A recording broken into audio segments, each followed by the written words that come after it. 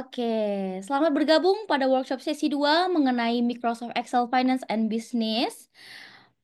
Perkenalkan kembali, saya Yuel Cilove Julian yang akan memandu berjalannya acara pada siang hari ini. Kebetulan ini juga memasuki makan siang ya. Gimana nih para partisipan? Udah makan siang belum?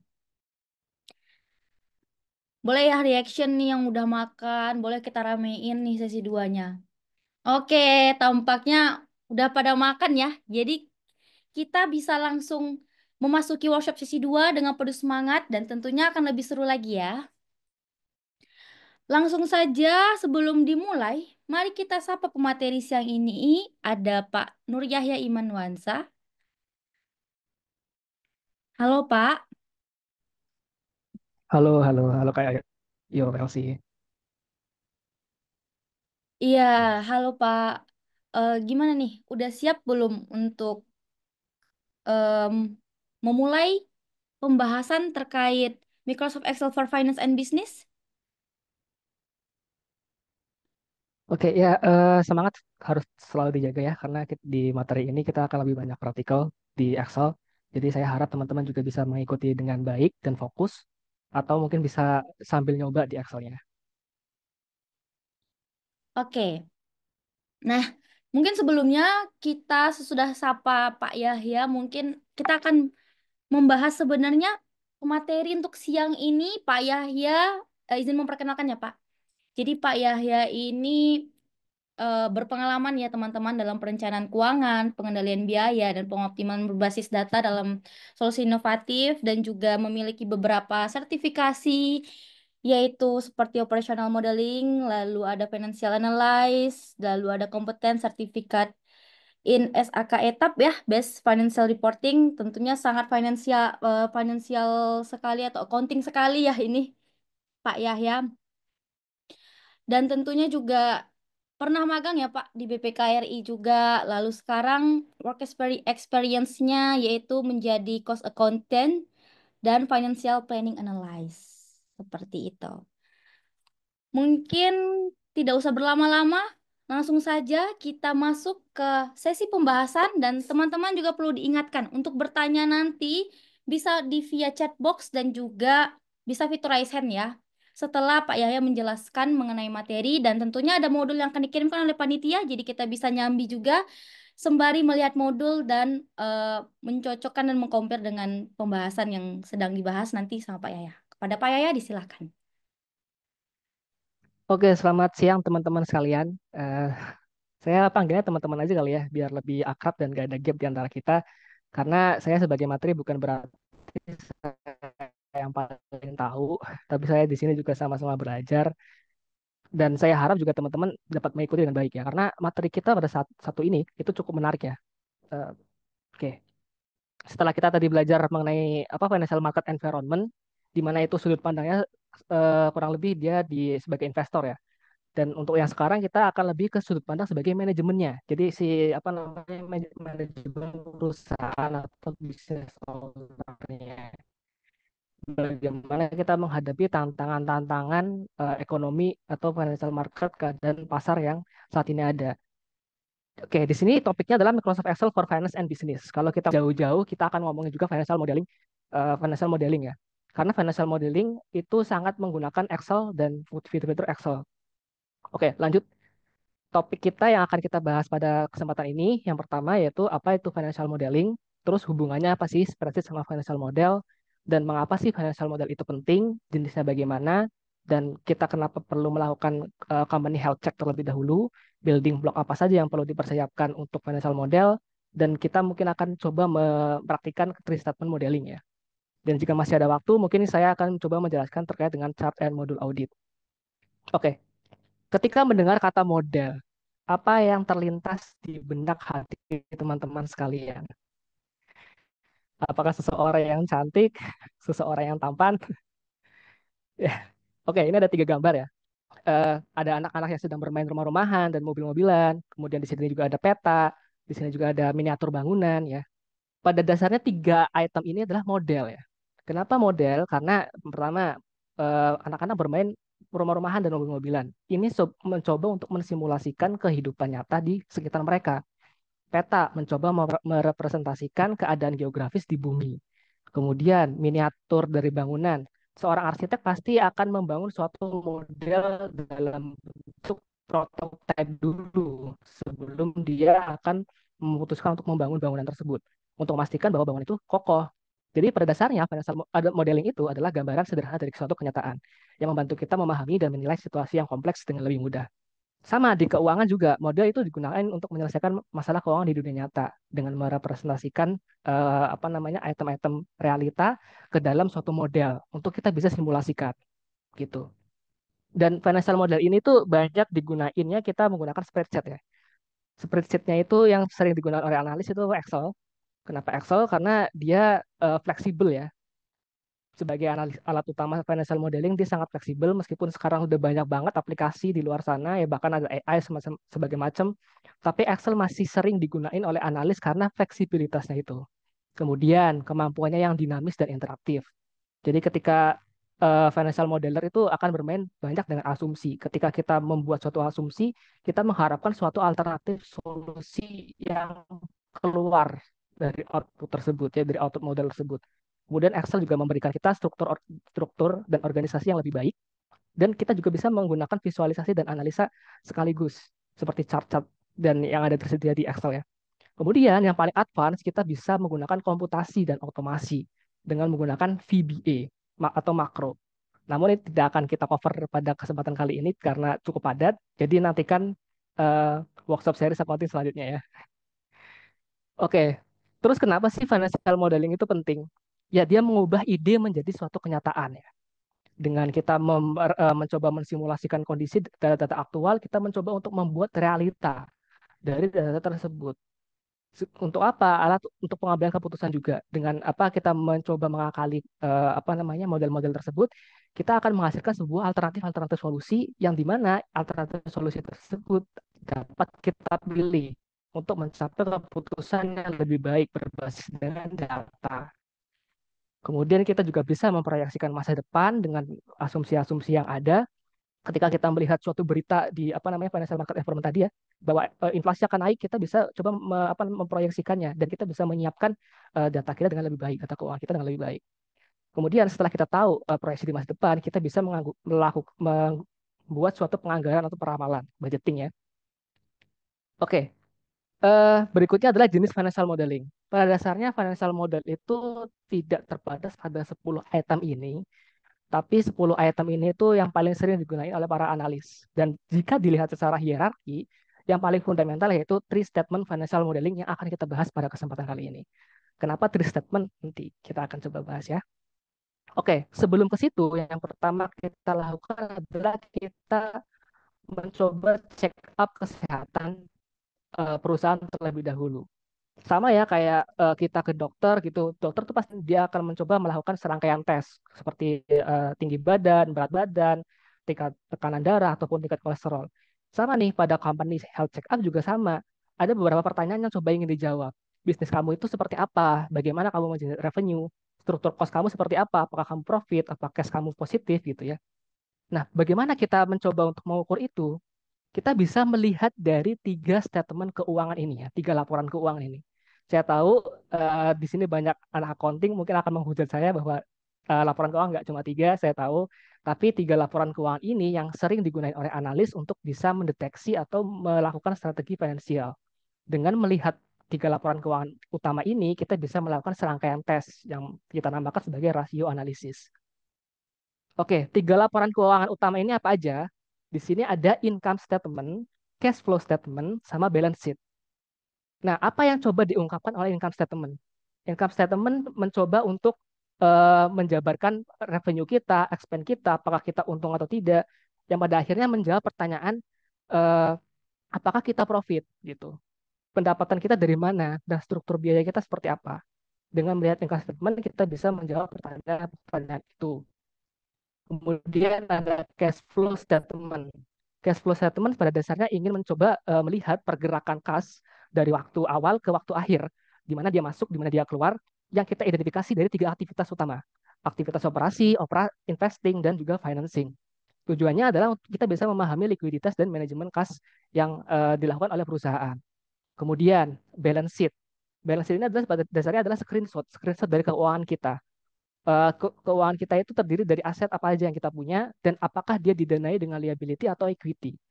Jadi begitu ya. Kita bisa menjawab berapa aset kita dan kita juga bisa menjawab aset kita didanai dengan apa. Seperti itu. Oke. Kemudian lanjut ke tes atau kita bilangnya rasio ya, financial analysis. Pada dasarnya sangat banyak ya rasio keuangan, tapi jika saya mappingkan itu dia ada dua ya, performance ratio dan juga financial leverage ratio. Performance membahas tentang kinerja, financial leverage membahas terkait pendanaan. Untuk performance ratio dia ada return and profitability ratio dan juga ada asset utilization ratio. Pada dasarnya return and profitability ratio mencoba untuk kita tuh bisa nge-generate berapa gitu. Apakah kita profit atau enggak. Asset utilization ratio itu kita melihat dari resource yang kita punya, dari aset yang kita punya, kita bisa mengenerate revenue berapa sih gitu. Kemudian di leverage dia ada solvency dan juga liquidity.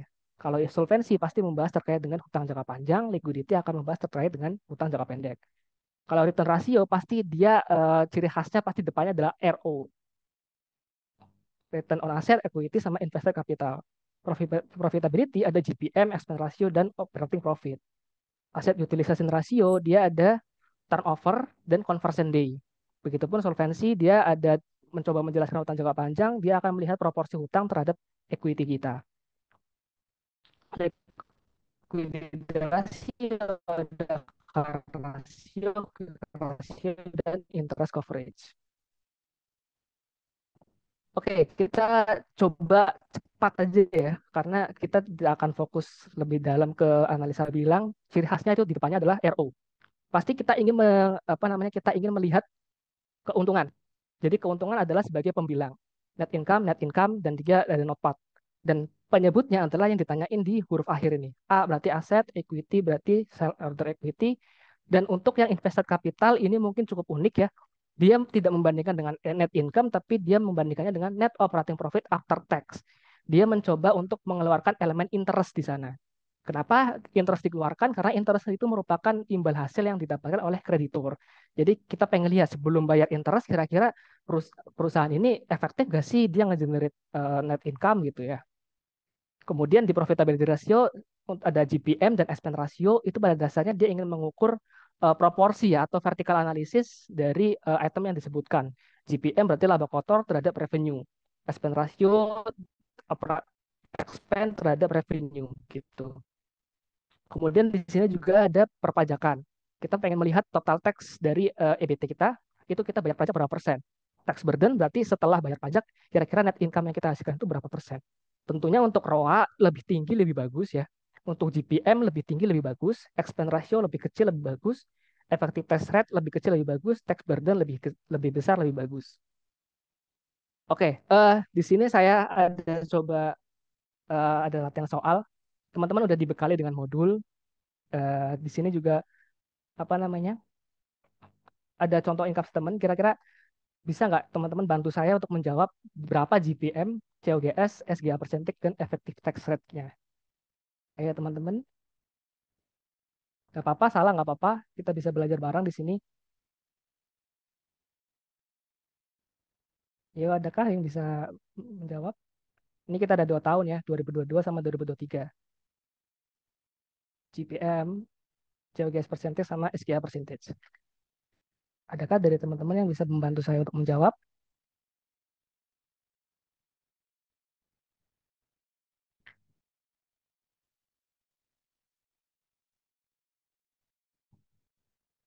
Ayo nggak apa-apa, nggak usah malu-malu, tinggal sebutin aja untuk apa itemnya, GPM untuk tahun satu berapa gitu.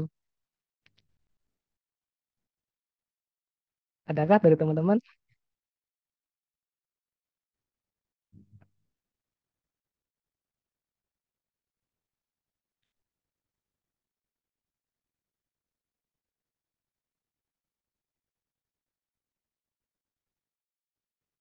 Oke, mungkin untuk mempersingkat waktu kali ya, saya akan mencoba untuk menjawab sendiri ya dulu.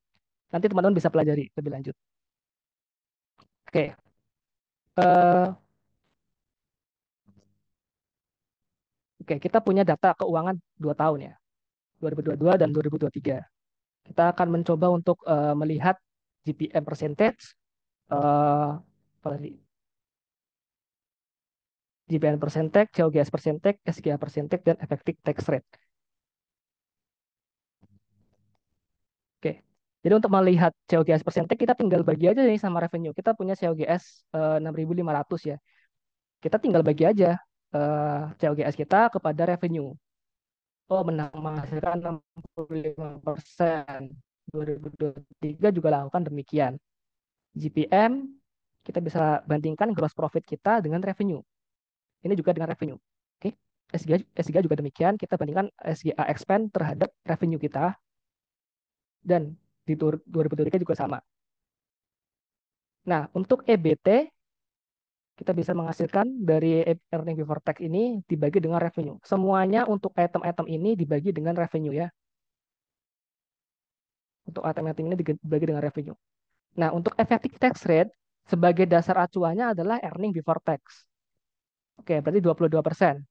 Teman-teman, jika kita perhatikan di sini, ada kenaikan net income sebesar 18%.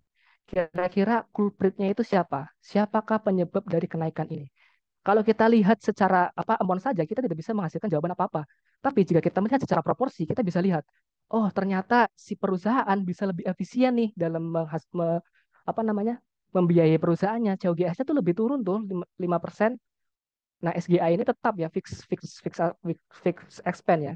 Jadi ketika penjualan naik, pasti dia akan lebih mengecil. Tapi culprit utamanya adalah si COGS ini. Nah, jadi dengan begitu kita bisa melihat, kita bisa menganalisa, oh ternyata COGS kita lebih bagus. Kalau COGS kita lebih naik dan profit kita lebih turun, kita bisa lebih fokus ke item yang perlu kita perbaiki. Jadi seperti itu ya teman-teman.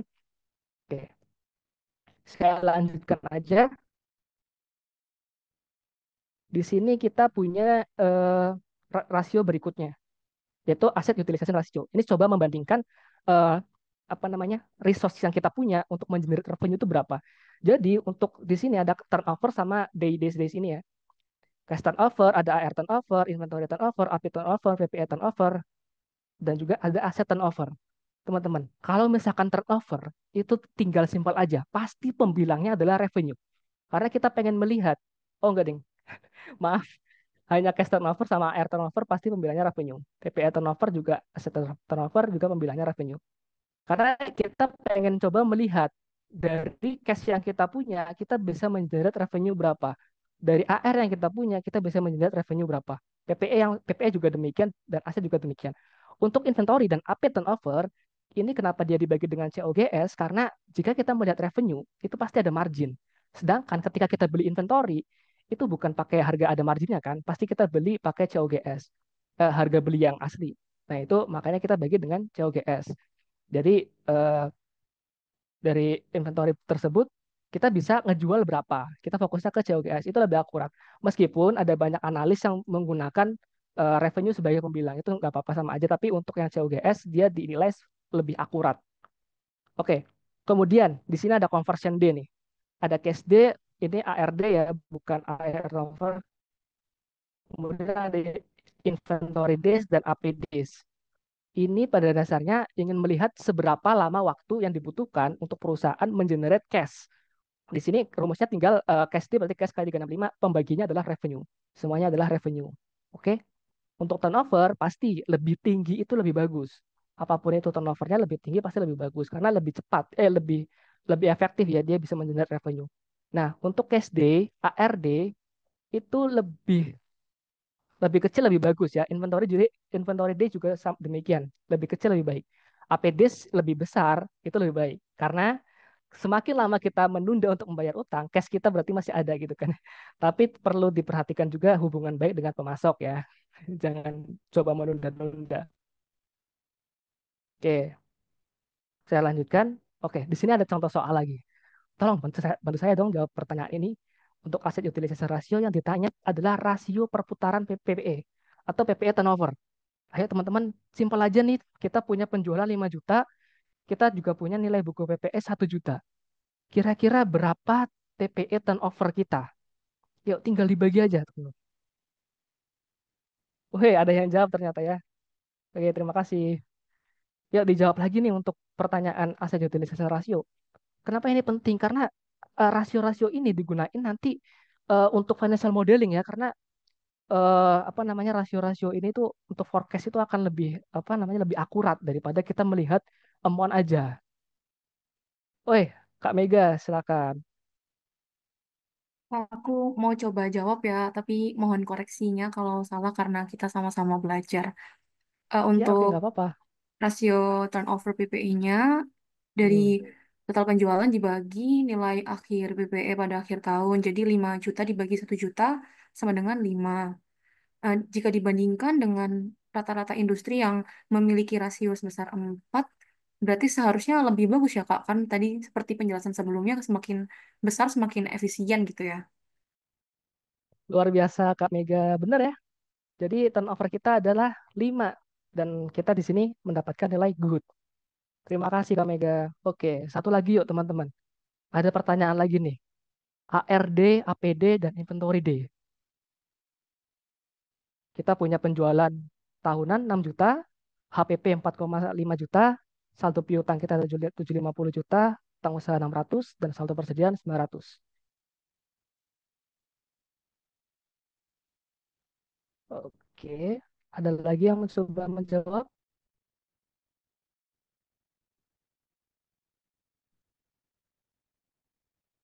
Yuk, yuk bantu saya. Oh, Mas Arya juga jawab ya. Terima kasih Mas Arya. Ada lagi? AR, pasti lihatnya revenue. AP dan inventory kita lihat COGS.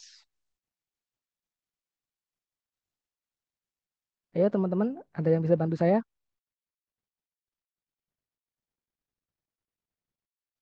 Asumsi harinya adalah 365 hari.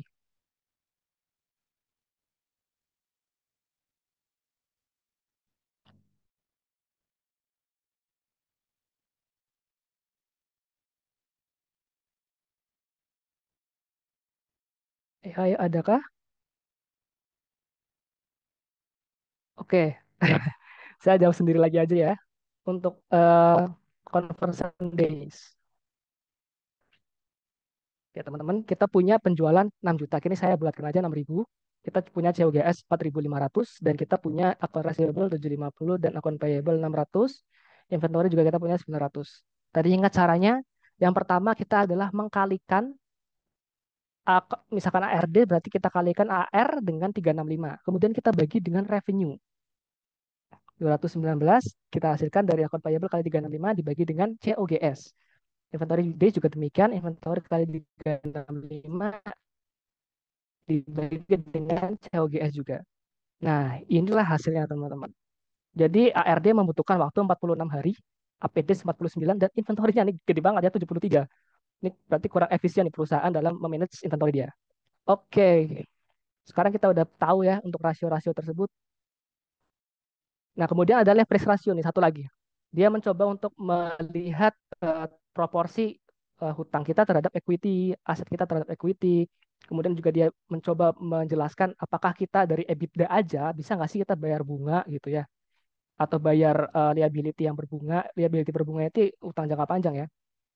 Kemudian ada net debt nih, net debt tanpa cash ya. EBITDA aja nih apa namanya lihat EBITDA aja kira-kira kita bisa nggak sih bayar hutang tanpa adanya cash, cash kita nol hanya mengandalkan penjualan aja gitu ya. Kemudian liquidity ratio ini klasik ya untuk orang accounting pasti udah lebih paham. Current ratio, current asset bagi current liability, quick ratio kita coba kurangi dengan inventory dibagi dengan current liability.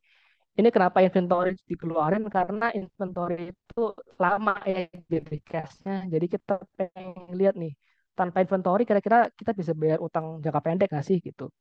Kemudian ada interest coverage dengan EBITDA kita bisa bayar bunga nggak sih gitu. Oke, selanjutnya adalah building block. Kira-kira apa aja yang perlu kita persiapin untuk bisa membuat suatu model. Di sini ada skenario atau sensitivity ya, ada goal seek, sensitivity analysis sama skenario analisis. Kita langsung ke Excel aja kali ya.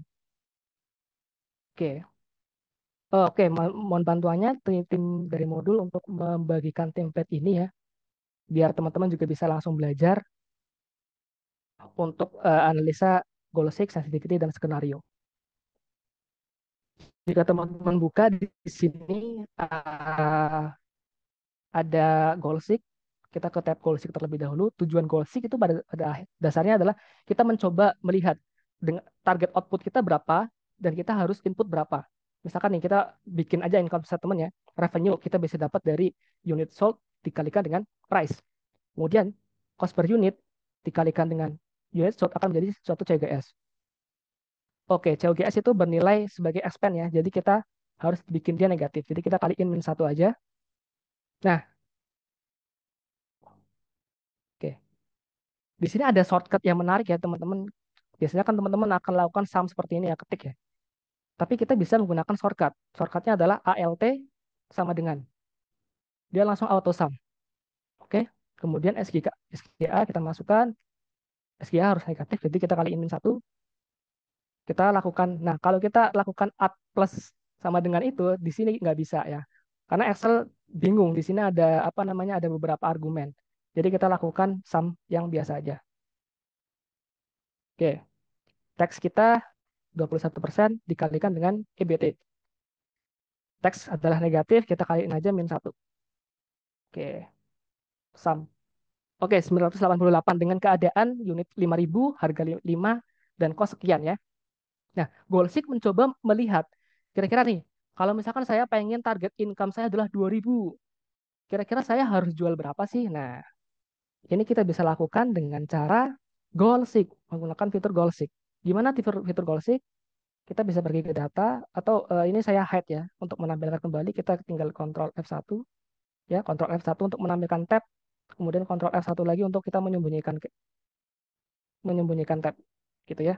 Satu shortcut dipelajari lagi. Kita ke data, kemudian kita ke what if analysis. Nah, di sini ada goal seek, teman-teman. Kita juga bisa menggunakan shortcut ya, biar lebih efisien kita kerja. Kita bisa pencet Alt. Kalau kita pencet Alt, di sini muncul beberapa huruf ya. Kita pengen ke data, kita ketik A. Kemudian di sini ada what if analysis, di W, kita ketik W. Dan ada goal seek, G. Nah, muncul ya goal seek. Jadi Alt A W G dapat goal seek. Di sini ada 3 variabel nih. Ada set cell to value dan pay by changing cell. Set value ini adalah item mana yang pengen kita ubah. Nah, item yang kita pengen ubah adalah net income. Kita pengen dia profit 2.000. Nah, di sini by changing cell apa? By changing cell di sini ada unit sold, price, dan cost lainnya. Kira-kira saya pengen dapat income 2.000, saya harus jual berapa sih? Kita klik yang unit sold, ini 5.000 ya. Nah, kita enter. Oh, ternyata kita harus jual 5.570 pieces dengan harga yang sama untuk mendapatkan income 2.000. Ya. Ini juga bisa digunakan untuk menghitung break even point ya. Break even point, ingat keadaan di mana tidak untung tidak rugi. Nah, di sini kita bisa set sell kita ke 0.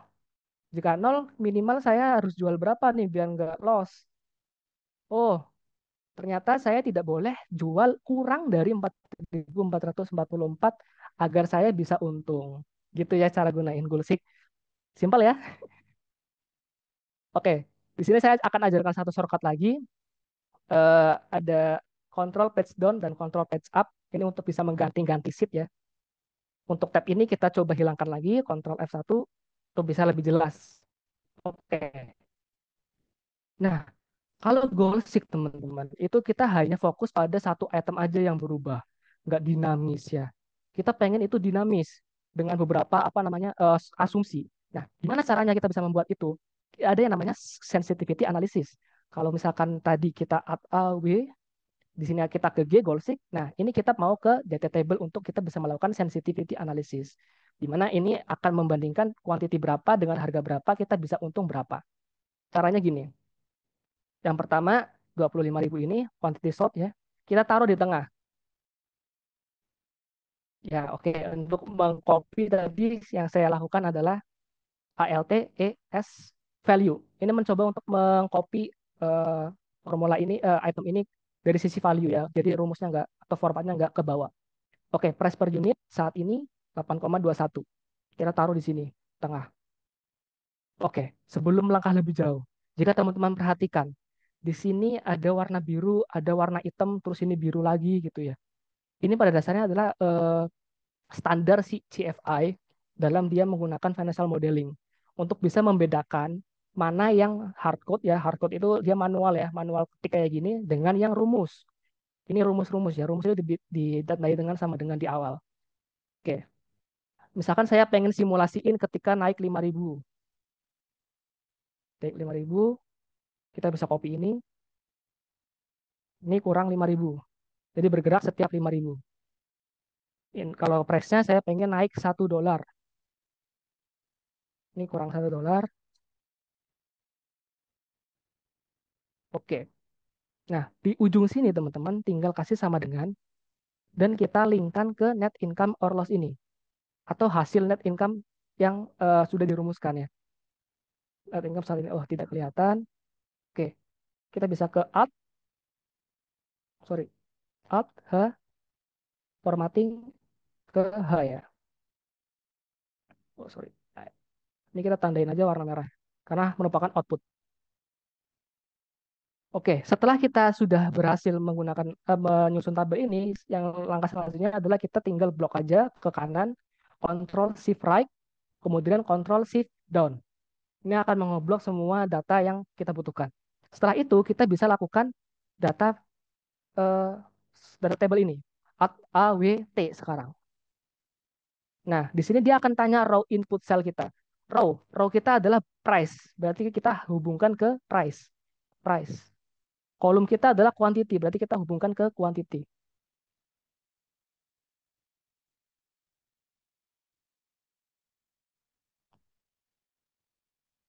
Mohon maaf, price, sorry,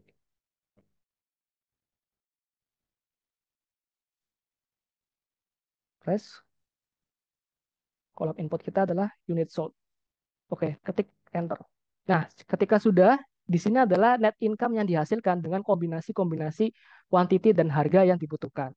30.000 quantity misalkan dengan harga 6.000 kita bisa menghasilkan 139.342 gitu ya, kurang lebih ya. Oke, untuk sensitivity analysis seperti itu. Kemudian ada skenario analisis. Nah, seperti yang tadi Bu Mete sampaikan, untuk investasi itu ada profil resiko konservatif, moderate, dan agresif gitu ya. Dalam menyusun asumsi kita juga bisa melakukan demikian ya, menggunakan skenario-skenario ini. Ketika kita milih skenario agresif, kira-kira apa yang terjadi pada net income? Ketika kita menggunakan moderate seperti apa gitu ya, konservatif seperti apa gitu. Yang pertama kita lakukan, kita coba blok dulu ini. Kita pengen nambah satu kolom baru. Kita tinggal blok, shift down, add, i, r, add, i, r. Oke, itu akan menambah row baru ya. Oke. Kemudian kita tulis skenario.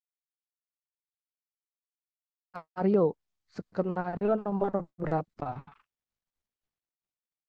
Misalkan saya tulis dulu satu. Oke. Nah, di sini kita bisa menggunakan fitur rumus choose ya, choose.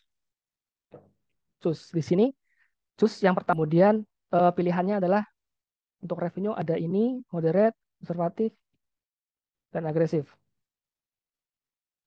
Kita enter. Sudah ya, 50.000. Karena saya pilih satu, dia akan ke 50.000. Oke, pertama kita mau kunci dulu yang C8 ini. Kita blok, kemudian kita klik F4 untuk mengunci. Oke, setelah ini udah, kemudian kita ke cost, lakukan hal yang sama ya. Kita choose, kemudian kita kunci. Nah, di cost ini kita lakukan hal yang sama. Oke, setelah sudah net income, kita jumlahkan aja. Oke, gitu ya. Terus setelah sudah semuanya, kita tinggal blok aja kayak gini, shift down, kemudian shift right, kemudian kita klik Ctrl R, dan dia akan selalu terisi gitu ya. Kita coba cek F2, oke sudah betul ya. Jadi ketika kita pengen ubah dia skenario menjadi moderate, kita tinggal apa ubah aja nih kedua. Nah dia akan berubah, tiga dia juga akan berubah gitu ya. Oke satu lagi di sini ada format tahun yang kurang enak dilihat ya. Dia 1/1/2022. Saya pengen cuma nampilin tahun aja. Nah, di sini kita bisa update formatnya. Cara cepatnya adalah kita pakai pakai shortcut Ctrl satu. Kita ke custom, kemudian kita tap di sini, kita hapus saja. Kemudian kita bikin baru. Year, karena ini estimate, kita kasih garing estimate. Nah, di sini akan mengenerate apa namanya format 2022 dan huruf ya. Kita klik enter aja. Oke, untuk tahun berikutnya kita pakai rumus edit. Kita ke kolom 2000 ke C3, kemudian 12 ke 2023. Kita tinggal blok dan Ctrl R. Oke, sip. Kita bisa mengenerate skenario.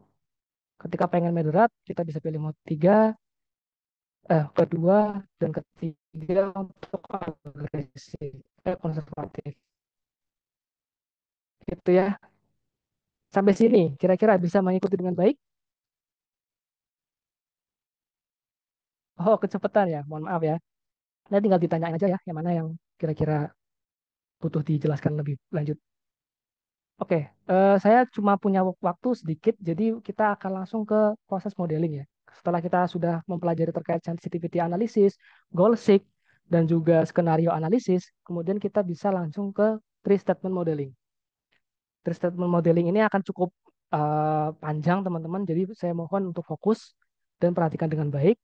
Tim saya juga akan meng-share template untuk financial modeling.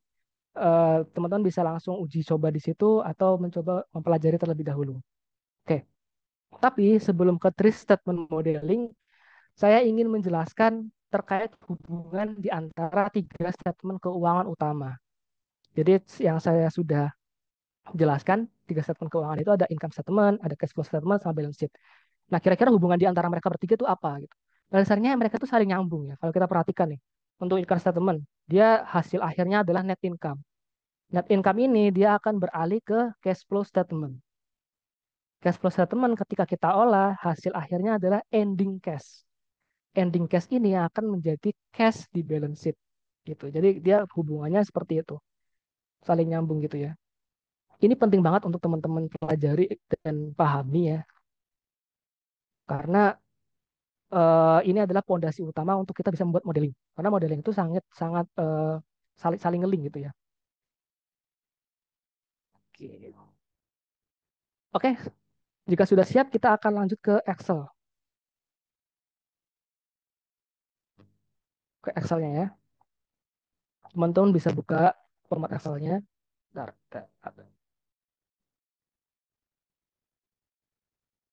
Oke, sebelum saya menjelaskan lebih lanjut, kita coba lihat dulu nih untuk template kita saat ini untuk three statement modeling, daftar kontennya apa aja. Kita punya asumsi di sini. Kemudian kita juga punya tiga statement keuangan utama, income statement, balance sheet, dan cash flow statement. Kemudian kita juga punya supporting schedule, revolver, dan chart and graphic. Nah, asumsi ini adalah yang kita coba untuk simulasikan atau kita forecastkan ya. Income statement adalah pro forma dari financial statement yang akan terjadi di masa depan gitu. Supporting schedule pada dasarnya adalah mencoba membantu kita dalam mengenerate angka-angka yang ada di three statement keuangan ini. Kemudian ada revolver, nanti saya akan bahas di akhir. Oke, teman-teman jika diperhatikan di sini, dia ada kayak gini ya, plus, plus, plus, plus, plus kayak gini ya. Ini namanya tab group ya. Jadi ketika ada isinya, gitu ya. Waktu klik satu, dia akan jadi kayak gini lagi. Ini akan memudahkan kita ketika kita pengen melihat table of content dari apa model tersebut gitu.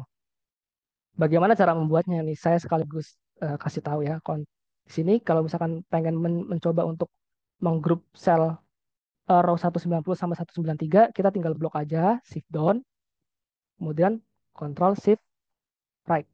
Eh,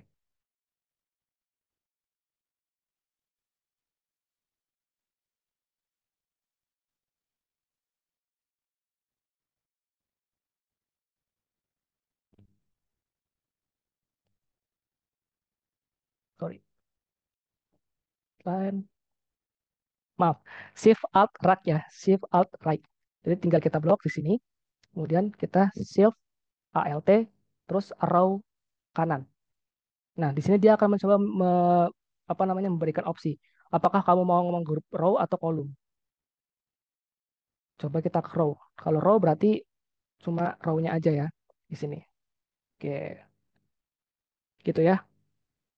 Oke, coba kita ke asumsi. Di sini teman-teman bisa klik ini atau bisa menggunakan keyboard. Ya, caranya kalau keyboard kita blok assumption apa row 5 sampai 35. Kemudian kita pakai shortcut Alt A J. Nah, di sini kita akan menampilkan semua yang ada di assumption, tab assumption. Oke, kita perhatikan terlebih dahulu apa aja konten yang ada di sini. Di sini ada forecast jumlah hari dalam satu tahun. Jumlah harinya adalah 365 di sini ya. Perlu saya ingatkan kembali untuk standar financial modeling, warna biru adalah warna manual input dan warna hitam adalah rumus gitu ya. Jadi pada dasarnya untuk yang biru-biru ini adalah forecast dari kita. 365 untuk forecast jumlah hari dalam satu tahun. Kemudian kita beralih ke income statement assumption.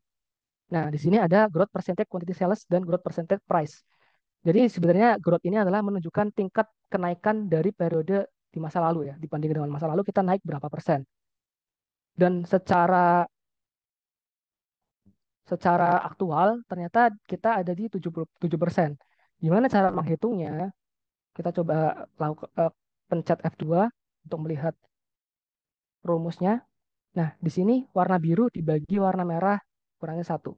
Nah, itu sebenarnya pengen mencoba melihat kira-kira kenaikan dari tahun ini dengan tahun lalu itu berapa persen. Ini kan 27.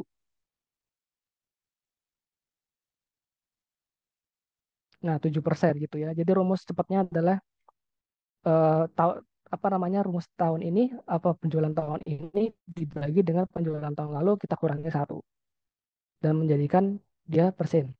Oke, 7% kenaikan dari tahun ke tahun ya untuk unit sold dan growth price masih 0%. Dengan melihat fakta ini, kita memforecast kira-kira kita akan tetap naik 7% setiap tahun. Untuk harga kita pengen lebih agresif, kita pengen naikin dia 1% setiap tahun. Nah, ini sangat disesuaikan dengan apa namanya kebijakan manajemen atau seorang analis dalam menganalisa ini yang memproyeksikan ini. Ini adalah yang paling simpel kayak gini. Kita bisa melihat tahun lalu, kemudian kita forecastkan. Meskipun ada banyak cara ya, ada dengan kita melihat pasar atau kita bisa melihat dari apa namanya kemampuan kita sendiri dengan kapasitas produksi atau ada yang pakai regresi analisa ya. Itu lebih advance lagi. Tapi untuk permulaan kita lebih fokus ke cara seperti ini aja, year over year. Jadi kita melihat tahun lalu, kita proyeksikan ke depan. Seperti itu. Oke,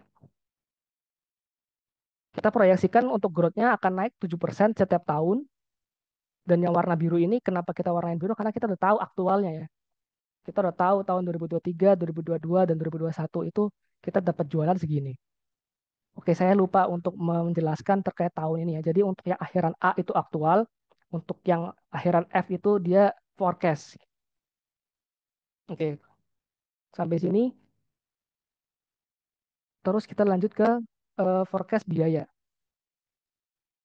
Di sini kita forecast biayanya pakai rasio ya, rasio profitability yang kita sudah pelajari tadi. Sehingga sangat penting teman-teman juga untuk bisa mempelajari rasio untuk bisa mengenerate forecast seperti ini. Oke, di sini COGS as percentage of revenue. Berarti COGS percentage ya. COGS kita lihat di income statement. Oh, belum kita buka. Ntar kita buka dulu. Kita buka semuanya. Oke, COGS percentage, kita lihat COGS, kita bagi dengan revenue. Di sini menghasilkan angka minus, kita tidak ingin ada angka minus karena ini rasio. Jadi kita kali di depan kasih min kayak gini atau bisa di akhir kalikan min satu ya. Oke, kemudian SGA. SGA, Sales and General Administrative, kita bagi dengan revenue. Kemudian depreciation expense juga demikian. Kita bagi dengan revenue. Oke, kita sudah punya expense per revenue ratio. Kemudian kita langsung aja jawab yang ini aja, effective tax rate. Effective tax rate rumusnya tadi dari tax, kita bagi dengan EBT.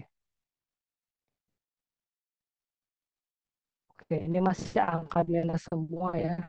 Untuk bisa lebih cepat, mungkin bisa kayak gini. -1 kita taruh di sini. Oh, enggak usah. Kita copy, kita blok yang pengen kita ubah, kemudian pencet di keyboard Alt ES. Di sini Alt ES akan menampilkan daftar apa namanya format, dan kita pengen dikali dengan -1.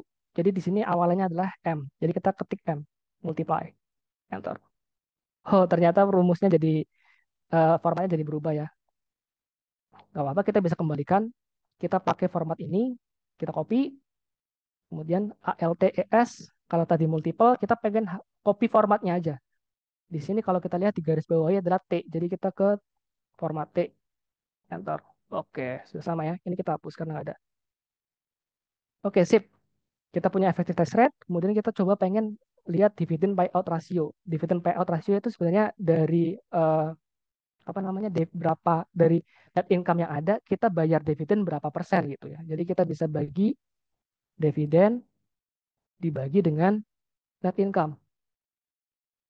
Oke, ada 83,2. Oke, setelah semuanya udah, kita tinggal bisa blok ini semuanya, kemudian shift right sampai 2023, dan kita ketik Ctrl R. Oke, sekarang kita punya data aktual untuk COGS percentage, effective tax rate, dan dividend payout ratio. Ini anggap saja belum ada waktu itu ya, tapi saya udah bikinin asumsinya agar bisa lebih cepat ya. Di sini asumsinya adalah 45%. Saya ambil dari rata-rata tahun lalu. Jika misalkan teman-teman blok seperti ini, rata-ratanya ada di 44,32%. Saya pengen, saya agak konservatif, jadi saya naikkan di 45% dan berangsur-angsur turun di tahun terakhir kedua dan tahun terakhir ketiga, ke satu. Oke, ini juga sama, saya pakai average. Ini juga kita pakai average. Dan untuk effective tax rate juga kita pakai average. Dividen payout ratio di sini 57,5. Saya pengen naikkan, saya pengen dapat dividen lebih banyak. Saya pengen bayar dividen ke shareholder shareholder equity lebih banyak, jadi 60%. Oke, sampai income statement aja deh. Kira-kira apakah bisa diikuti dengan baik?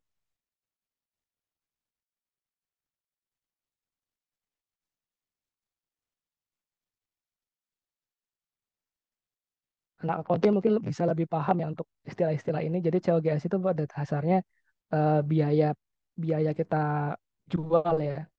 Kalau kita di sini apa Maul Lemonade, dia jual lemon, ya berarti COGS-nya adalah lemon tersebut ya.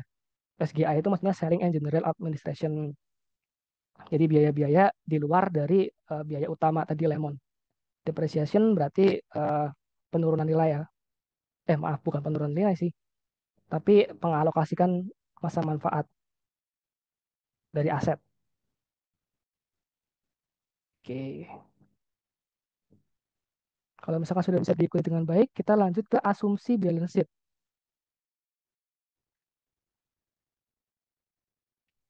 Oke, di sini ada account receivable day, inventory day, dan account payable days. Kita tadi udah belajar, sudah dikasih soal juga.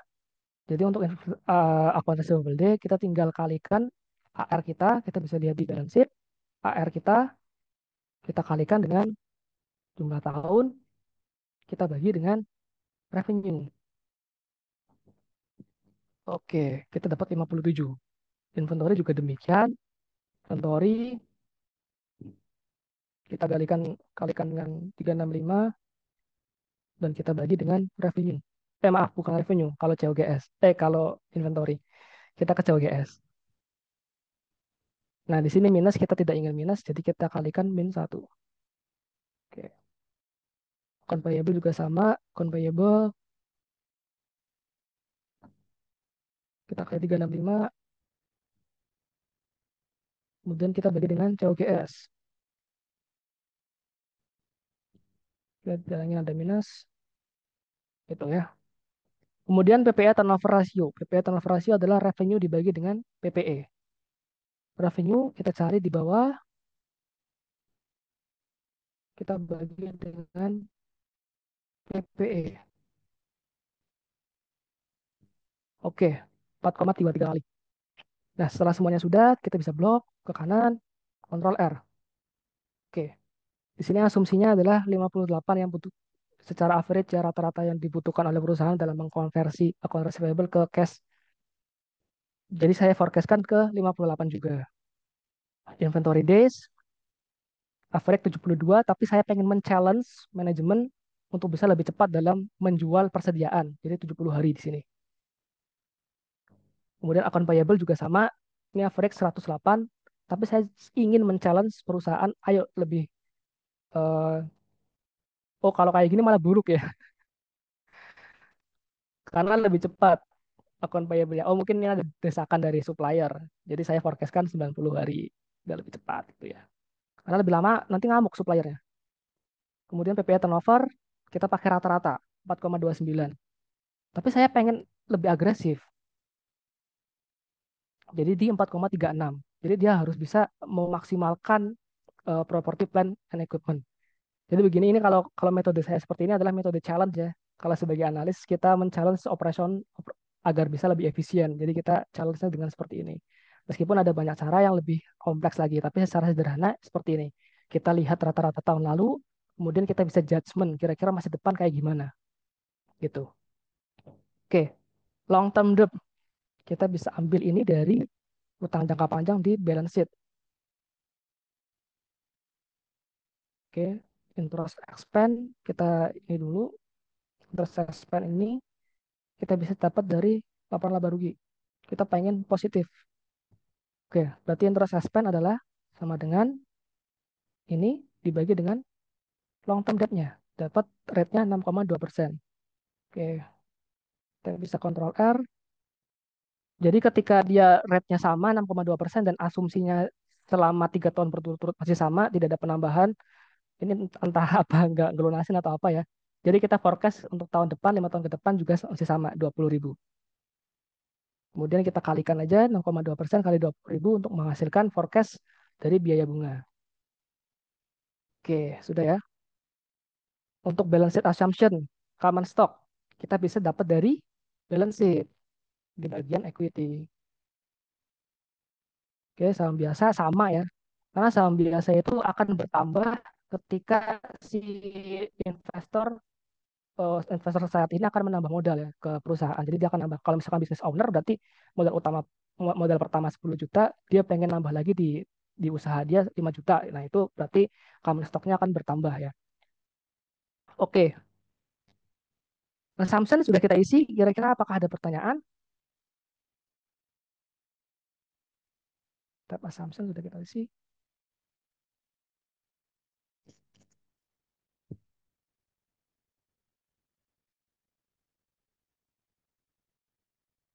Apakah belum ada? Kalau belum atau belum kepikiran atau malah tambah pusing, gak apa-apa ya. Kita kita ada modul nanti bisa dibaca-baca lagi di situ. Oh, apa nih? Ada pertanyaan.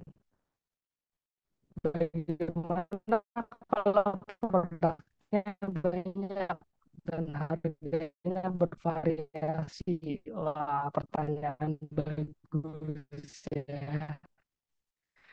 Bagaimana kalau mix produknya banyak gitu ya? Ini pertanyaan sangat bagus ya. Ada yang bisa bantu saya jawab? Analis, karena kita bermain dengan model ya. Model itu kan sebenarnya proyek apa namanya simulasi ya. Kita mungkin tidak akan 100% benar. Mungkin hanya 90% atau derajat keyakinan kita berapa persen. Jadi ketika produknya banyak, mungkin yang diambil, kita lihat ada beberapa cara. Kita bisa mix itu harganya, kuantitinya, kita rata-ratakan kira-kira berapa, atau kita bisa pakai proporsi. Kira-kira produk-produk mana aja nih yang paling banyak kejual, yang paling sering laku. Nah, itu kita bisa jadi asumsi. Misalkan top 3 atau top 4 atau top 5 gitu. Kita tampilkan aja di sini, unit sold, produk A, produk B, produk C, produk D gitu ya. Sama dengan price-nya juga. Kalau di sini kita anggapannya produknya satu dan harganya satu. Atau mungkin produknya banyak tapi kita pakai average. Unit shot average berapa, average price per unit berapa ya, gitu ya, Mas Surya. Bagus sekali pertanyaannya. Oke, assumption saya rasa udah cukup ya. Nanti ketika apa namanya mau tanya tinggal di kolom chat aja.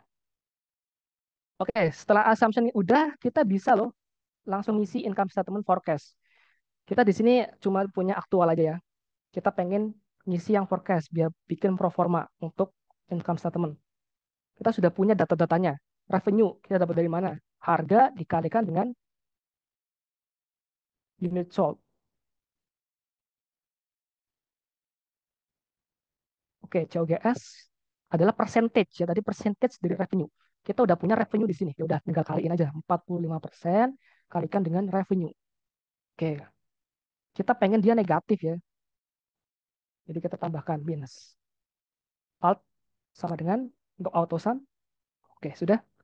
SGA kita bisa lihat di sini SGA kita berapa? 40% dari revenue. Depreciation juga sama, ada pakai persentase 3,3% kali revenue.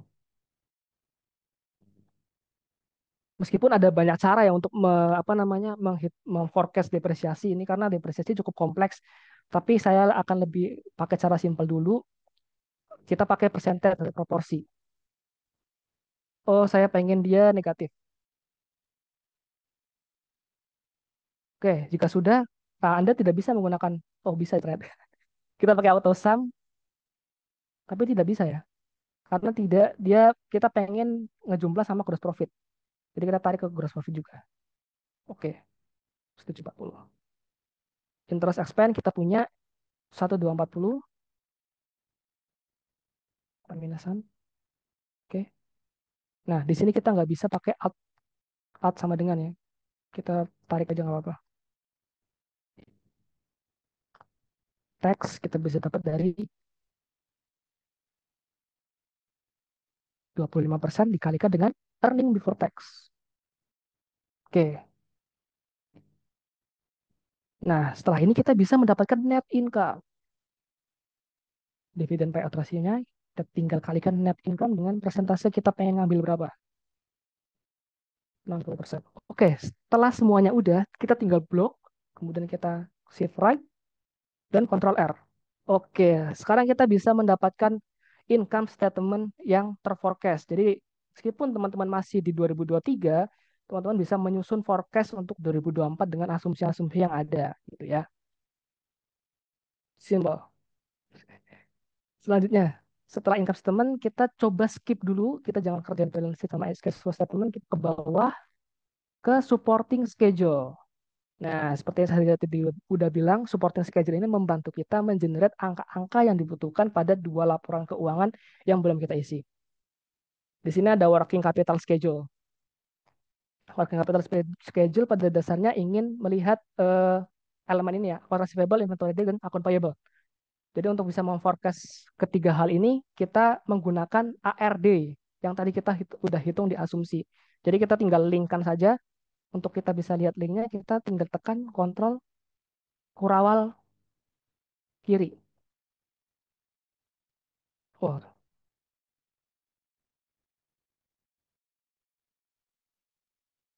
ya.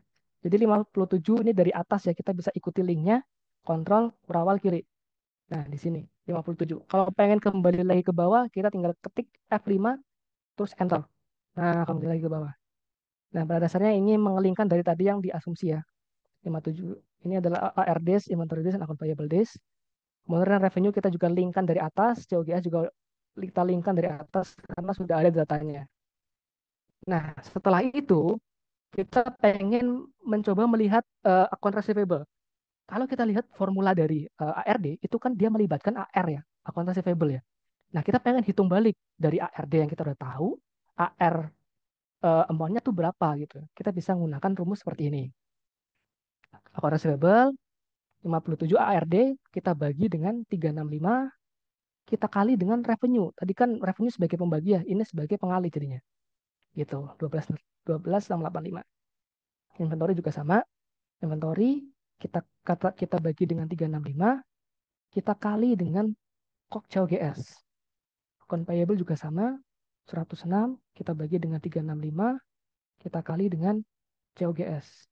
Gitu. Nah, sudah dapat nih account receivable, inventory payable sama account payable. Coba kita cek ya 12,685. Apakah benar 12,685 di balance sheet aktual kita? Oh, ternyata benar ya 12,685. Gitu ya cara ngeceknya ya. Kita juga pengen tahu cash conversion cycle-nya. Cash conversion cycle rumusnya adalah kita sama aja ini tambah ini, kita kurangi dengan account payable. Oke, kita dapat 8764. Setelah udah, kita tinggal blok aja. Control R. Oke, sekarang kita udah punya account forecast receivable dan inventory dan account payable. Langkah selanjutnya adalah kita menghitung cash change in working capital. Jadi kalau ini itu angkanya untuk balance sheet, kalau ini angkanya untuk cash flow. Kalau kita lihat cash change in working capital itu adalah eh, perubahan kas ya dari waktu ke waktu yang diperoleh dari account receivable, inventory, dan account payable. Nah, di sini kita ada saldo awal ya karena kita nggak tahu angka 2020, jadi kita input manual. Jadi dari 2021 ke 2020 itu account receivable berkurang 1.200 naik ya. Naik 1.230. Nah, tapi kenapa naik tapi simbolnya minus? Kita fokusnya balik lagi ke cash ya. Kalau account receivable naik, kira-kira cash kita berkurang atau bertambah? Ya kan, kalau kita ngutangi orang, tentu saja cash kita berkurang ya. Jadi ketika dia naik, cash kita berkurang. Sama kayak inventory. Inventory naik berarti kita beli inventory. Cash kita berkurang 470. Tapi berbeda sama account payable. Kalau account payable-nya naik, meskipun ngutang, kita dapat cash. Jadi cash-nya bertambah 490 gitu ya. Jadi untuk mendapatkan ini, kita lihat di sini, account receivable-nya naik. Jadi untuk mendapatkan angka minus, kita lakukan yang ini saldo 2021 kita kurangi dengan saldo 2022. Begitupun demikian untuk yang inventory. Nah, account payable dia naik ya. Kalau misalkan dia naik bagus, cash-nya nambah. Oke. Setelah semuanya dapat, kita bisa drag dan control R. Oke, sip. Sekarang kita sudah aman untuk account receivable dan inventory dan account payable untuk balance sheet dan juga cash flow. Selanjutnya kita melangkah dulu yuk ke fixed asset schedule. Eh, tapi untuk yang ini working capital schedule dulu. Kira-kira ada pertanyaan atau bingung? Bisa diikuti dengan baik?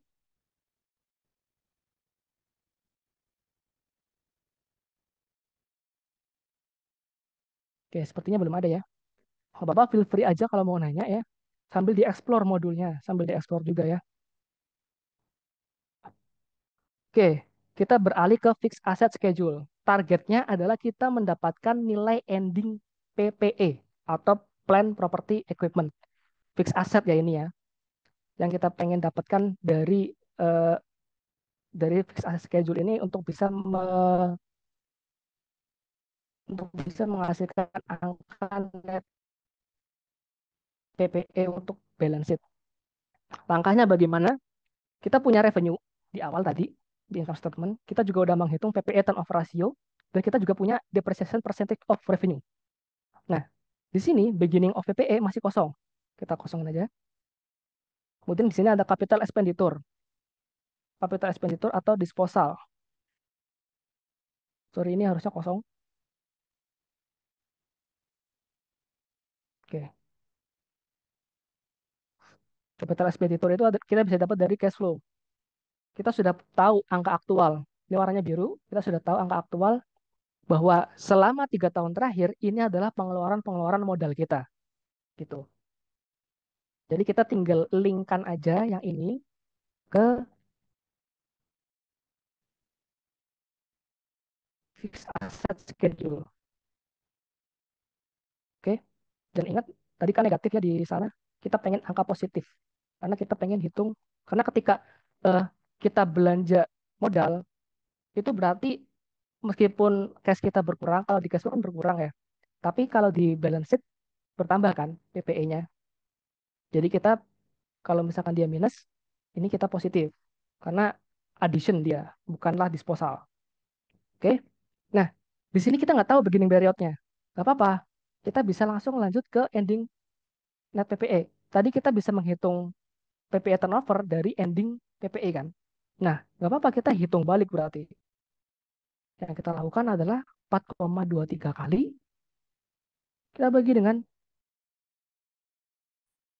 81442. Oh, sorry. Sorry, sorry. Tadi kan untuk menghitung PPE turnover adalah kita bagi revenue ke eh eh ya, revenue kita bagi dengan net PPE kan, PPE ending balance. Nah, untuk menghitung balik, kita tinggal yang revenue kita bagi dengan 4,23 kali. Nah, 19,263. Kita coba buktikan apakah benar 19,263.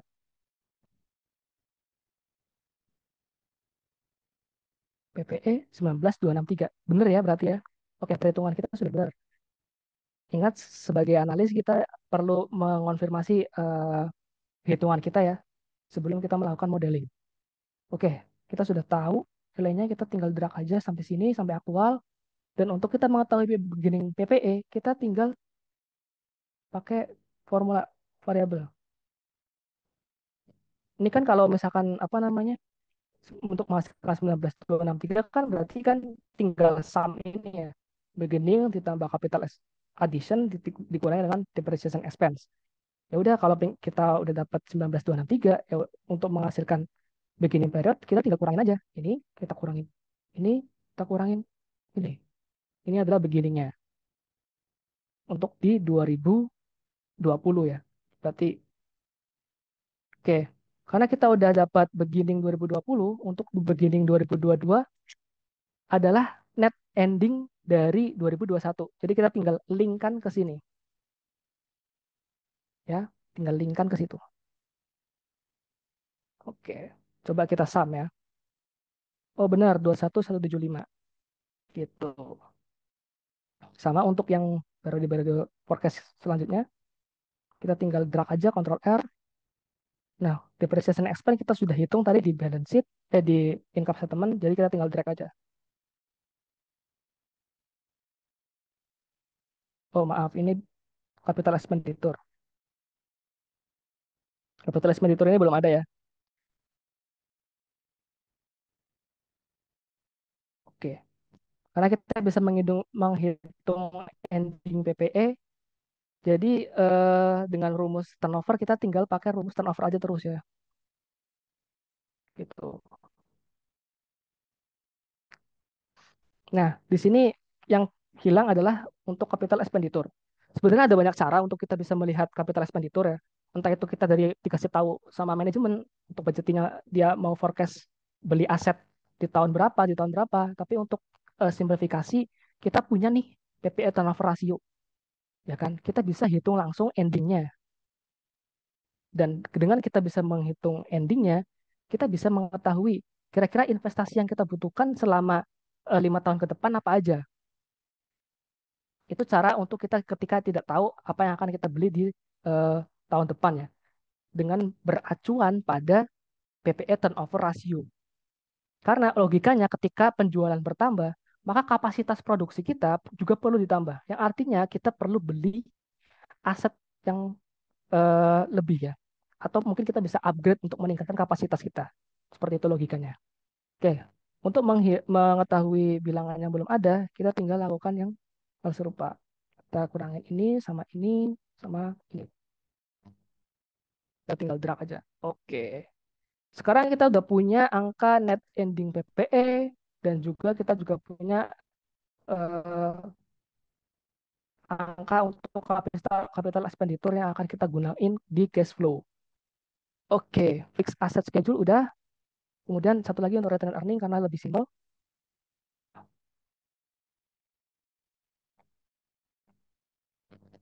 Atau sampai sini ada nggak pertanyaan terlebih dahulu?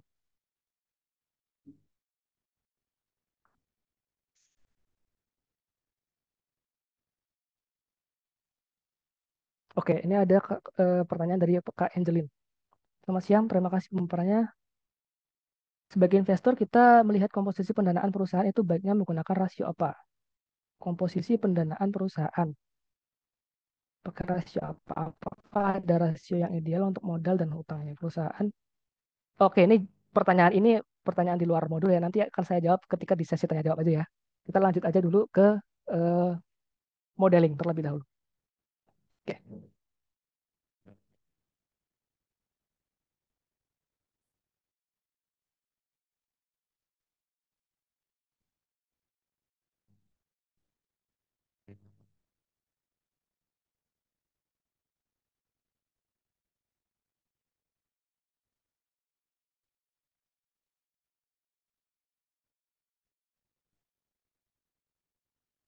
Sebentar ya.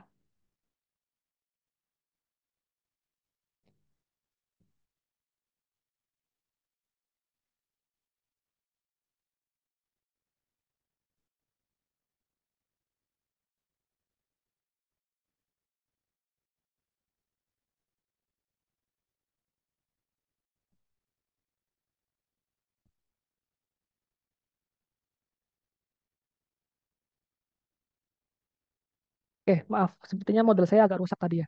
Oke, lanjut. Kita ke return earning schedule. Nah, kita nggak tahu nih beginning period of RE, tapi kita udah dapat data dari balance sheet, data earning. Jadi kita masuk ke sini, return earning, dia saldo akhirnya dari 5689. Kita masuk ke 5689, beginning periodnya kita tinggal bisa lakukan model matematika ya. Kita kurangi aja. Oke, kita dapat modelnya 4816.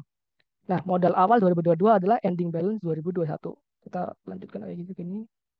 Kemudian kita bisa lakukan auto sum.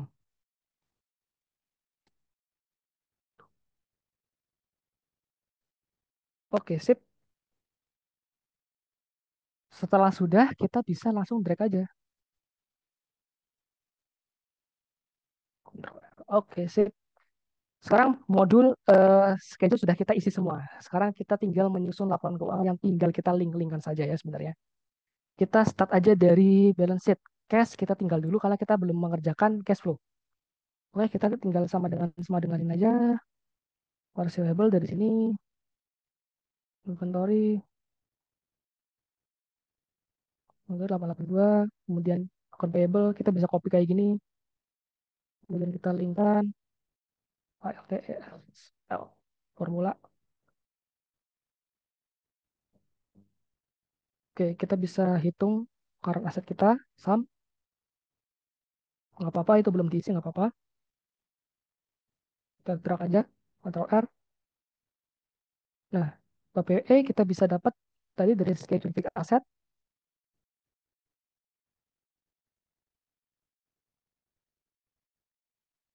Oke, kita tinggal drag. Kemudian total. Oke, kita dapat total aset ya. Udah. Kemudian account payable, revolver ini kita kosongkan terlebih dahulu ya. Tapi eh, ya kita kosongkan terlebih dahulu aja. Total orang liability, long term debt kita dapat dari asumsi tadi ya 20.000. Total liability. Oke, coming stock kita dapat dari asumsi. Total earning kita dapat dari bawah tadi ya. Total earning schedule. Oke, kita tinggal sum.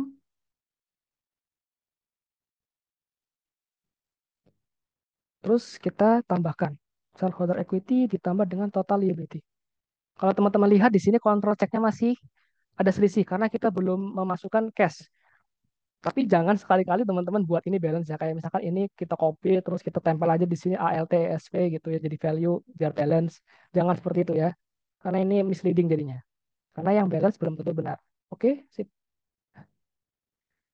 Oke, kita lakukan hal yang sama ke yang tahun-tahun berikutnya. Kita tinggal drag aja, Ctrl R. Sip. Oke, balance sheet 90% sudah terisi. Kita lanjut lagi ke cash flow. Net income kita sudah dapat tadi di profit and loss. Online profit and loss. Kejauhan.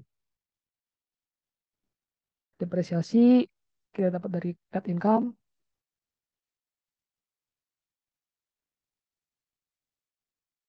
Oh ya, ini kita menyusun cash flow ya. Berarti fokus utamanya adalah kas. Ketika kas, eh, kita fokusnya adalah ke pergerakan kas. Depresiasi itu bukanlah suatu pengeluaran ya, meskipun dia beban, tapi tidak ada pengeluaran kas di dalam situ. Jadi depresiasi di sini adalah sebagai penambah. Kita jadiin dia positif. Apa nih? Sip. Change account receivable tadi sudah kita susun. Kita udah linkkan ke situ, kita tinggal drag aja ke sini ya. Kontrol D.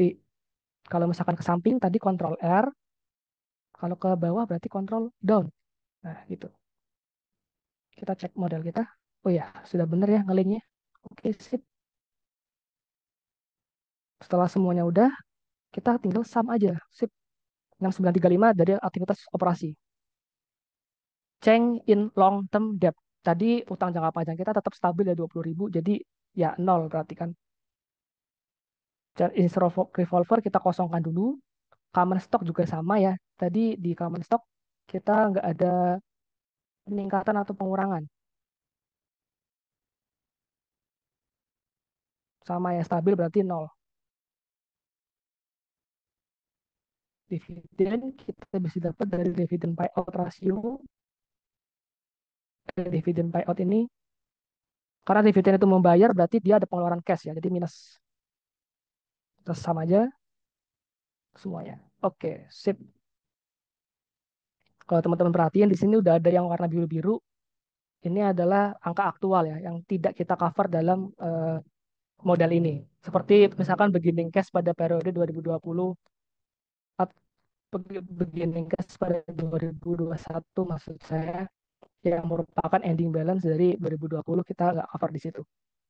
Oke, setelah semuanya udah, kita tinggal blok aja yang ini, Ctrl R. Nah, untuk yang cash expenditure kita sudah bikin tadi di sini ya. Ini komputer saya itu kadang suka. Oke, sip. Karena dia adalah capital expenditure, jadi dia bernilai negatif. Itu kita tinggal drag aja, Ctrl R. Dan karena cuma satu ya untuk investing activities, jadi kita sama dengan aja ke bawah, ke atas. Oke, sudah. Sama halnya untuk yang cash flow from financing. Drag. Oke. Nah, beginning cash balance pada 2022 adalah ending balance dari 2021. Gitu. Ini kalau di financial analyst namanya metode corkscrew ya, karena dia menyilang kayak gini, set set set set set set gitu ya. Corkscrew. Oke, kita punya ending cash. Kita tinggal linkkan aja ke yang di atas tadi, ke balance sheet. Kita linkkan ALT, ES, kita mau ke link di sini underscore-nya L, jadi kita ketik L, link. Sip. Tapi dia masih terkunci ya. Kita nggak mau, kita pengen geser-geser. Jadi untuk kunci kolom ini kita hapus. Ctrl R. Sip. Sepertinya saya ada kesalahan karena di sini masih belum balance.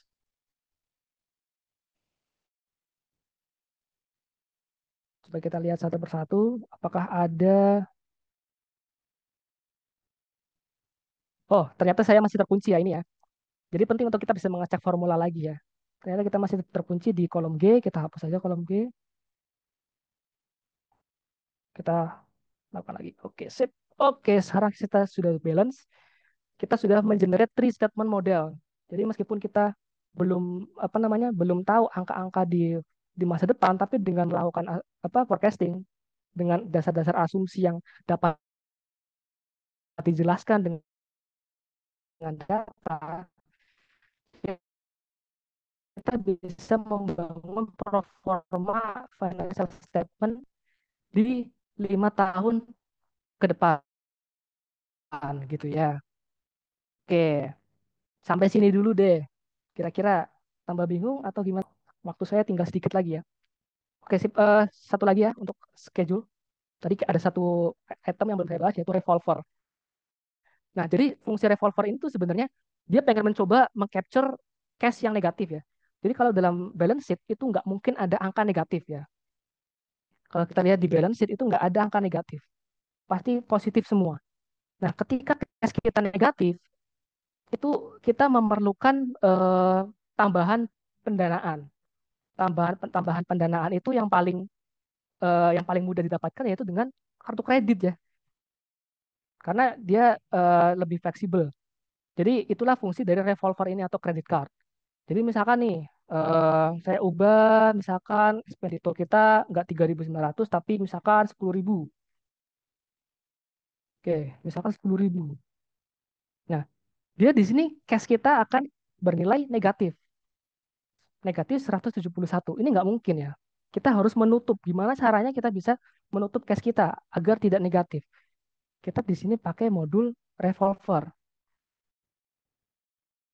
Kita tangkap di situ, kita eh, minjem duit dari bank melalui kredit card.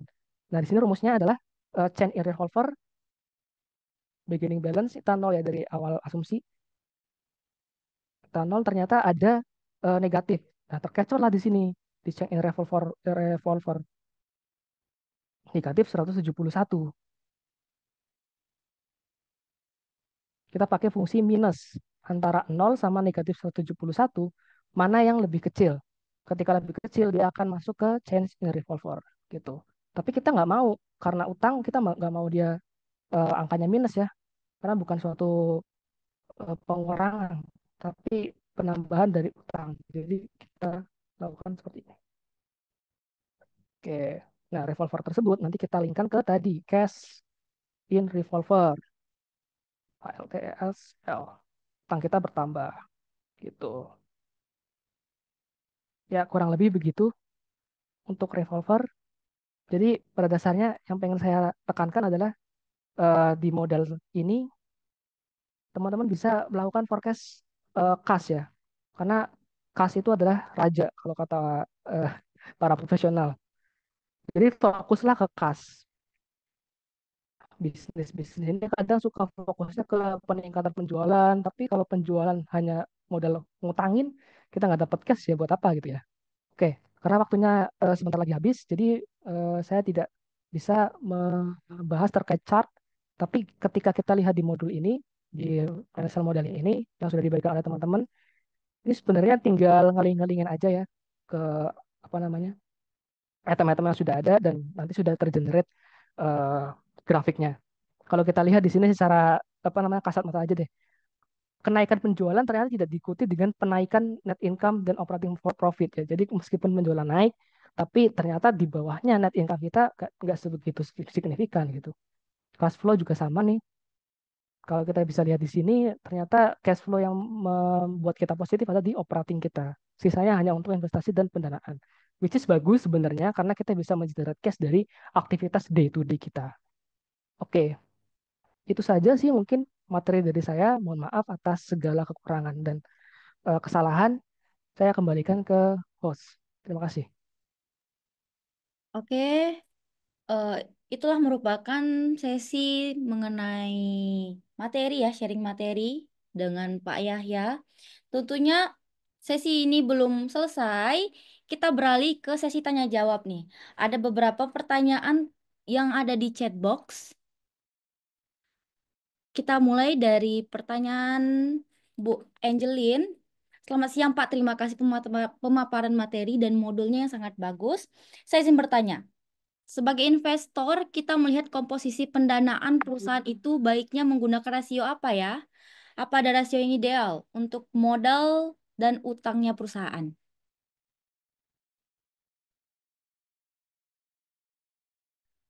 Izin Pak, boleh di-unmute. Oh ya, oke terima kasih pertanyaannya Kak Angelin.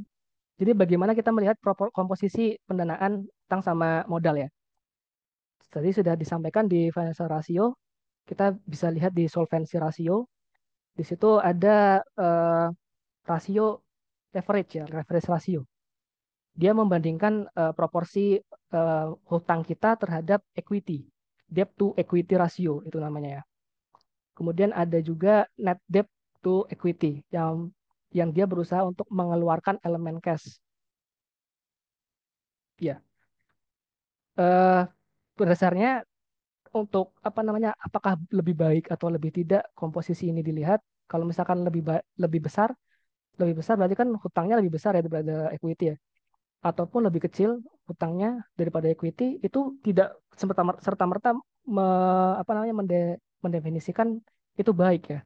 Karena terlalu banyak hutang itu bukan tentu tidak berarti baik dan terlalu sedikit hutang juga tidak baik juga. itu tergantung terhadap industri kita.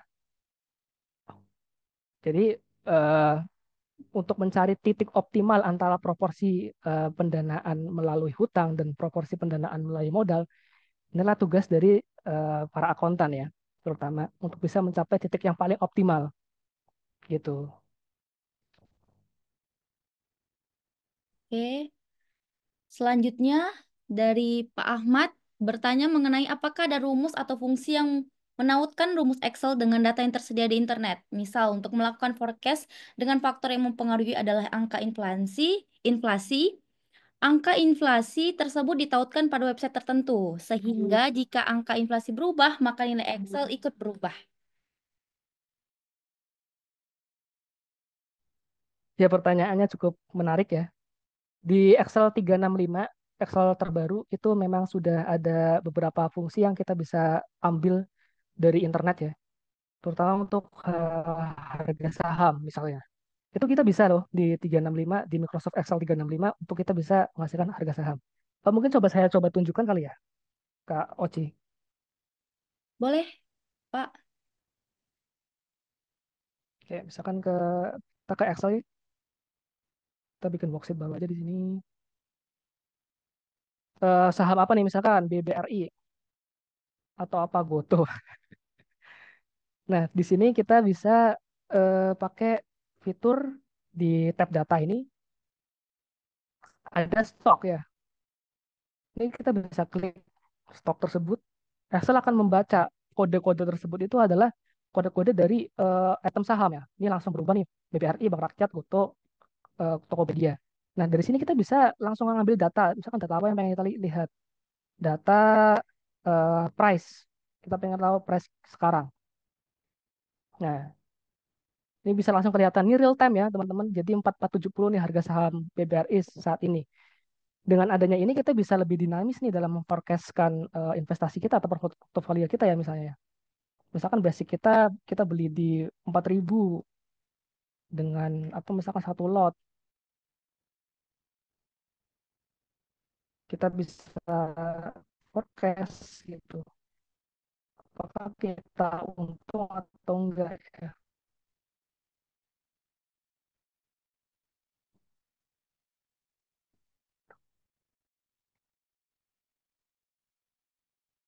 Nah, ini kita bisa langsung kasih formula. Ternyata kita bisa untung. Ini unrealized gain kita 47.000 ya. Itu. Kalau misalkan ngambil data dari BI atau tingkat suku bunga, sebenarnya ada nih. Kalau fitur di Excel nih ada namanya get data.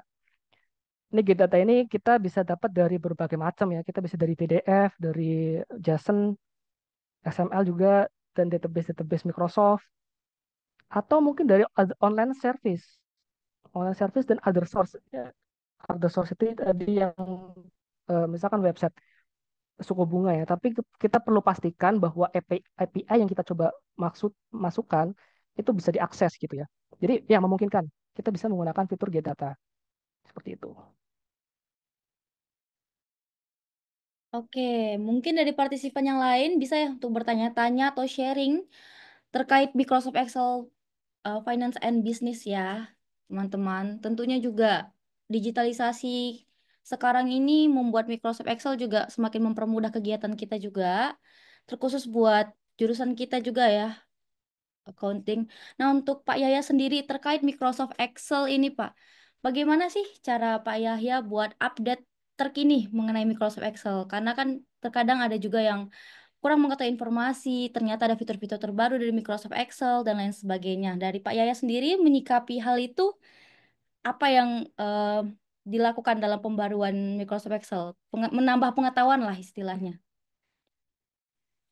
Oke, pada dasarnya untuk kita bisa ngelihat update terbaru dari aplikasi, eh, apa namanya cara yang paling mudah adalah kita cari tahu sendiri ya. Kita memang harus banyak cari tahu, banyak update terkait dengan apa namanya teknologi. Kalau misalkan di zaman saat ini orang atau recruiter pasti ngambilnya apa namanya mendefinisikannya itu sebagai tech savvy atau selalu update terkait dengan pertumbuhan-pertumbuhan teknologi saat ini.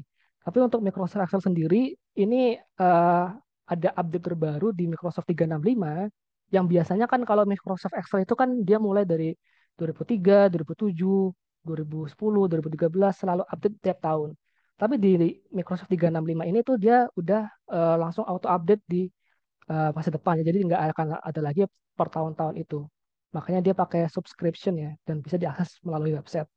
Jadi saya sangat encourage teman-teman juga untuk bisa mempelajari Microsoft 365 ya karena fiturnya sangat banyak dan banyak otomasi yang lebih mudah gitu ya. Oke. Dari Pak Yahya tadi udah menjelaskan ya mengenai shortcut juga nih yang mempermudah kegiatan kita dalam penggunaan Excel. Tentunya sangat insightful juga ya buat kita. Nah, terkait dari financial modeling hingga bagaimana kita mengukur company health check up dan lain sebagainya. Gimana nih buat teman-teman partisipan? Ada yang ingin bertanya lagi nggak? Masih ada waktu untuk bertanya. Kita tunggu terlebih dahulu.